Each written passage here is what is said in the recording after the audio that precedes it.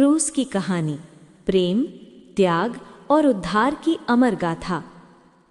बहुत समय पहले, जब संसार पाप, अंधकार और मृत्यु के बंधन में जकड़ा हुआ था, परमेश्वर ने मानव जाति से अपने अनंत प्रेम को प्रकट करने का निर्णय लिया। वो जानता था कि मनुष्य अपने प्रयासों से इस पाप के बोझ से मुक्त नहीं हो सकता। इसलिए परमेश्वर ने अपने एकमात्र पुत्र यीशु मसीह को इस दुनिया में भेजा, न किसी राजसी वैभव में, बल्कि एक साधारण मनुष्य के रूप में। यीशु का जन्म बेथलेहम के एक गरीब परिवार में हुआ। मरियम उनकी माता थीं और यूसुफ बढ़ई थे। यीशु का जीवन सरल और विनम्र था। वे नाज़रेत में बढ़े हुए। जब वे लगभग 30 वर्ष के हुए तो उन्होंने अपना सार्वजनिक सेवकाई शुरू किया। वे गलीली और यहूदिया के गांव में घूमते, लोगों को परमेश्वर के राज्य की शिक्षा देते। उनके शब्दों में दिव्य शक्ति थी। वे कहते थे कि परमेश्वर से प्रेम करो और अपने पड़ोसी से अपने समान प्रेम करो, अपने शत्रुओं से भी प्रेम करो और उन्हें क्षमा करो। यीशु जहाँ जाते चमत्कार होते, अंधे देखने लगते, लंगड़े चलने लगते, कोढ़ी शुद्ध हो जाते, बहरे सुनने लगते और मरे हुए जी उठते। टूटे दिलों को नई आशा मिलती। वे पापियों को क्षमा करते और कहते, तुम्हारा विश्वास तुम्हें बचा लेगा। लेकिन सत्य की ये ज्योति अंधकार को अच्छी नहीं लगी। यहूदियों के धार्मिक नेता, महायाजक, फरीसी और शास्त्री यीशु से ईर्ष्या करने लगे।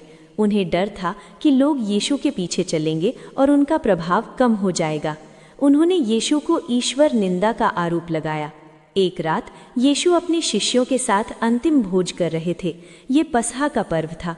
यीशु ने रोटी और दाख मधु लेकर कहा, ये मेरी देह है जो तुम्हारे लिए दी जाती है, और ये मेरा लहू है जो नए नियम का लहू है। उसी रात उनके एक शिष्य यहूदा इस्करियोती ने 30 चांदी के सिक्कों के लालच में यीशु को विश्वासघात किया। गतसेमने की बारी में यीशु प्रार्थना कर रहे थे जब सैनिकों ने उन्हें गिरफ्तार कर लिया। यीशु को पहले महायाजक कैफा के सामने पेश किया गया, जहां झूठे गवाहों ने आरोप लगाए। फिर रोमी राज्यपाल पिलातुस के पास ले जाया गया। पिलातुस ने यीशु को निर्दोष पाया, लेकिन भीड़ के दबाव में उन्हें क्रूस की सज़ा सुना दी।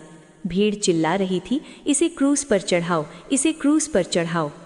यीशु को कोड़े मारे गए। उनकी पीठ पर इतने कोड़े पड़े कि लहू बहने लगा। सैनिकों ने कांटों का मुकुट बनाकर उनके सिर पर रखा और ठट्ठा किया, यहूदियों के राजा को जय। फिर भारी लकड़ी का क्रूस उनके कंधों पर रखा गया। कमज़ोर होने के कारण वे गिर पड़े। सीरिनी के सिमोन नामक एक व्यक्ति को जबरन क्रूस उठाने को कहा गया। कलवरी नामक स्थान पर पहुंचकर यीशु को 2 डाकुओं के बीच क्रूस पर चढ़ाया गया। उनके हाथों और पैरों में बड़ी कीलें ठोकी गईं। क्रूस के ऊपर लिखा था, यीशु नाज़री, यहूदियों का राजा। क्रूस पर लटके यीशु ने 7 वचन कहे। पहला, हे पिता, इन्हें क्षमा कर, क्योंकि ये नहीं जानते कि क्या कर रहे हैं। दूसरा, एक डाकू से, आज तू मेरे साथ स्वर्ग में होगा। तीसरा, अपनी माता मरियम और शिष्य यूहन्ना से, हे नारी, देख तेरा पुत्र, देख तेरी माता। चौथा, हे मेरे परमेश्वर, हे मेरे परमेश्वर, तूने मुझे क्यों त्याग दिया। पांचवा, मुझे प्यास लगी है। छठवां, पूरा हुआ। सातवां, हे पिता, मैं अपनी आत्मा तेरे हाथों में सौंपता हूँ। दोपहर से शाम तक आकाश में अंधेरा छा गया। धरती कांपी, मंदिर का पर्दा फट गया। यीशु ने अंतिम सांस ली और कहा, पूरा हुआ। इस तरह यीशु ने संसार के सभी पापों का बोझ अपने ऊपर लेकर मानव जाति के लिए उद्धार का मार्ग खोल दिया। यीशु की देह को क्रूस से उतारा गया। यूसुफ अरिमथिया नामक एक धनी व्यक्ति ने अपनी नई कब्र में उन्हें रखा। बड़ा पत्थर दरवाजे पर लुढ़काया गया और रोमी सैनिकों ने पहरा दिया। लेकिन तीसरे दिन एक महान चमत्कार हुआ। सुबह सुबह मरियम मगदलीनी और अन्य स्त्रियां कब्र पर आईं तो पत्थर हटा हुआ था और कब्र खाली। एक स्वर्गदूत ने कहा, यीशु जी उठे हैं, वे यहाँ नहीं हैं। यीशु अपने शिष्यों को कई बार दर्शन दिए। उन्होंने थोमा से संदेह को दूर किया, एमाउस के मार्ग पर 2 शिष्यों से बात की और अंत में उन्हें आज्ञा दी, जाकर सब जातियों को चेला बनाओ, मैं सदा तुम्हारे साथ हूँ। फिर यीशु स्वर्ग पर चढ़ गए, लेकिन उन्होंने पवित्र आत्मा भेजने का वादा किया जो पिंतेकोस्त के दिन उतरा। आज क्रूस हमें याद दिलाता है कि परमेश्वर का प्रेम कितना गहरा है।